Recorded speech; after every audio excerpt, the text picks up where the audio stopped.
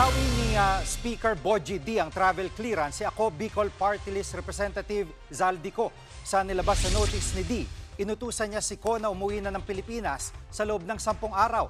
Nakasad din dito na maaring maharap si Ko sa disciplinary at legal action kung hindi siya susunod.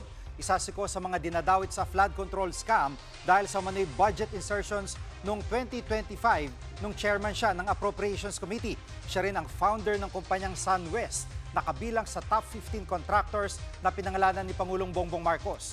Nasa Amerika si Ko ngayon para magpagamot. Hindi pa malinaw kung anong sakit niya. Samantala, nagsagutan naman sina Vice President Sara Duterte at Palace Press Officer Claire Castro kaugnay sa pagpapauwi kay Ko. Involved sila sa kidnapping ni dating Pangulong Rodrigo Duterte. Bakit ngayon nawala si Zaldico at aalis si Martin Romualdez, hindi man lang nila magawa na kidnapin si Zaldico doon sa Amerika at ibalik dito sa atin sa Pilipinas.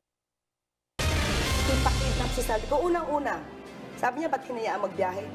Dapat alam niya bilang Vice Presidente na ang pagbabiyahe ng mga mabatas hindi sakop ng Pangulo. Di ba niya natandaan na mas madalas di siya magbiyahe at hinahayaan siya ng Office of the President kahit meron din nakabinbin na issue tungkol sa korupsyon na parte ng Articles of Impeachment.